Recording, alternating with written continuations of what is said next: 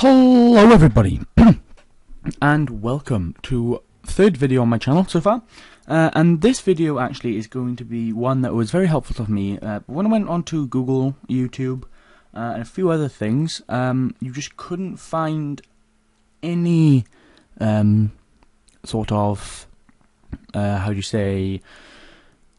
any tutorials on it. So I'm just going to show you a basic overall tutorial, and if you want to see more, then comment down in the description below and I'll try and help you out with it. So what we're going to look at today, as the title suggests, is AutoHotkey. Now, as long as my computer doesn't lag out when I record this, AutoHotkey is basically something that macros your keys. Now, if you have a keyboard of a certain type, which hopefully I'll put on the screen here, you can see that on the side there, or on the middle, or whatever picture I kind of get, you'll see that there are a few keys that are made for macros, which are highlighted now. And you can go into a control panel and get them done.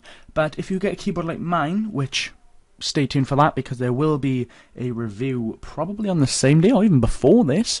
I don't know how loud I'm talking, I don't want it to be too loud, so.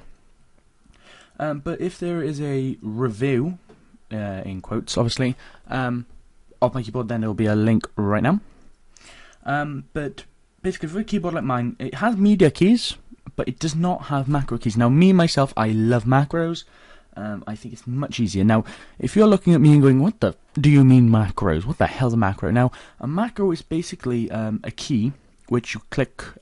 Sometimes it can be click record.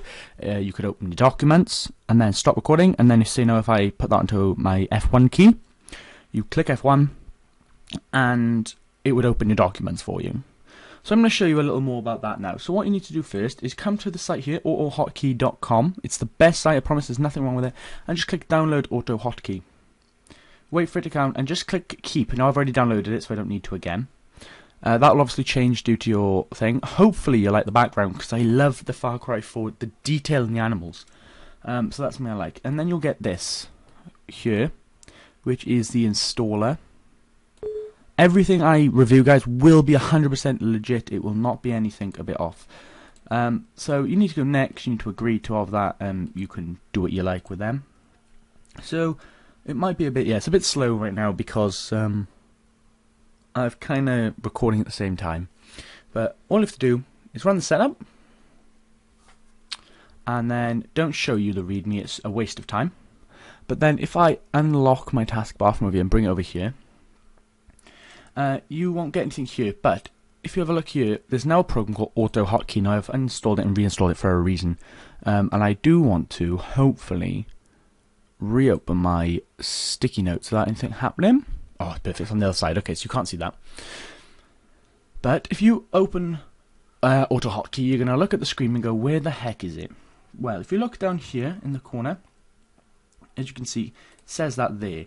If you right click and click edit this script, this is very important, click edit this script, it will give you, it doesn't give you the thing, right, it will give you a certain layout, and I'll paste it on the screen now what it looks like. Didn't think I'd keep this, but I'll paste it on the screen what it looks like. If I just copy that so I can always remember. I'll just make a new sticky note while you look at that kind of thing, and make sure yours is like that. There we are, okay.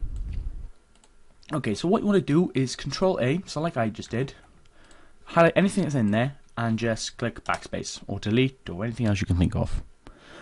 Okay, so what you want to do is you want to first put the key you want in to run the program, obviously, there. So I have, as you've just seen in mine, this is the one that's defaulted for AutoHotkey. It doesn't really bother me, but I have F1, F2, F3, F4, F5, F6, etc., etc.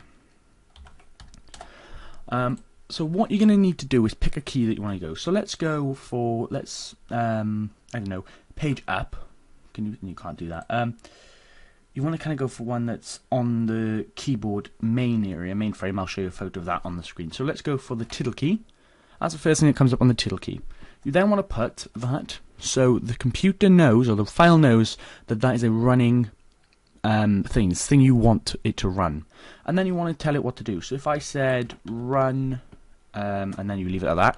If it's going to be a website, you need the full link. So it's www.youtube.com, and leave it. what I'll do is I'll put 1 in, and we'll do it like this. And then, if you want it to run a document, you're going to have to open a document first. So Mr. Meep Shaders on the side here for Minecraft.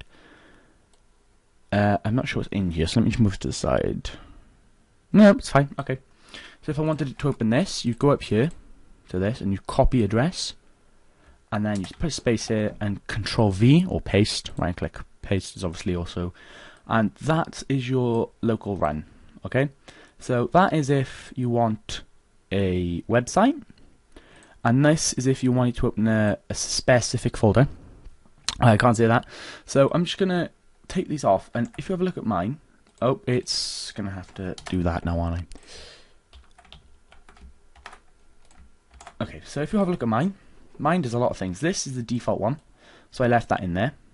If I just close that, this is the default one, so I left that in there. And then I got F1 because I wanted my function keys to be of use, and that runs YouTube and doesn't go into my subscriptions no more, but it goes straight to YouTube.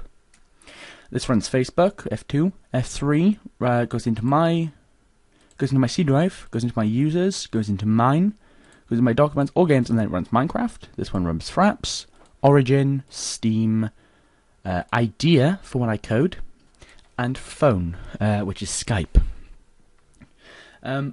So you can put these little things. If you do that, you can normally just write it normal. You can just write it normal, but in code, if you've ever seen it, and you might have done by now, it's 2 lines, and then you put what it normally goes to, or what happens there. You can put compiled code, etc., etc. So let me just delete that. Yep, right, so I don't need that no more. The best thing to do then after that is to make a sticky note or any kind of reminder for you to tell you or remind you what keys are where. So I've got keybinds here, YouTube, Facebook, Minecraft, Fraps, refresh, because they're 5. That's the only one you can't do. I don't suggest you doing. You can do it, but I don't suggest you doing, because if you want to refresh a page, then F5 isn't going to work for you. Origin, Steam, and IntelliJ. If I move up back to my other monitor. So once you pick that, I'll also put in, if I put a capital A in, and I have it run, what's in my C drive? Just open my C drive. So I don't know if that's going to work, but we'll have a good go, I suppose. Right, so A will run my C drive. What I'm going to do then is go up to here and just click X and save. And then you want to go down here, so this outskirt arrow, and it's there. Reload this script, because you want it to re-register everything. If you right click, and it should be on then, okay? So if I went to click A, oh, it did, perfect. So it opened up my C drive straight away. Don't know how fast that is. But it opened up my C drive.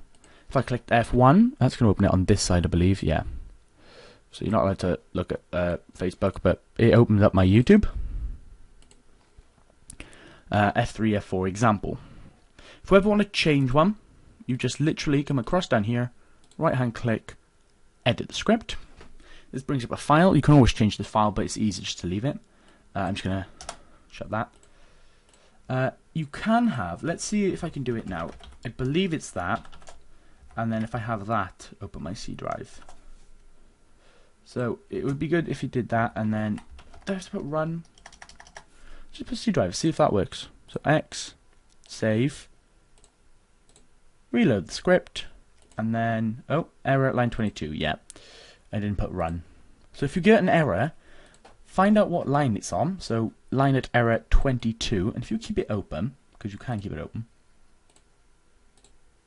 and you edit the script, line 22 would be here obviously for me, but you can always check what it is. So I need to put run here. If you have a problem with any of these, please feel free to comment in the description, and I will help. Comment in the description, comment in the comments, and I will help you straight away with it. This has been the easiest program for me. Then reload the script, obviously it's working fine. If I click my home button, it brings me straight to my local disk. So I hope that was helpful for you.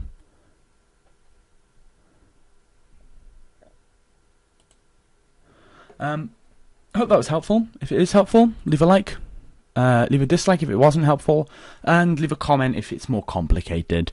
Thanks everybody for watching, and as always, I will see you in the next episode. Goodbye.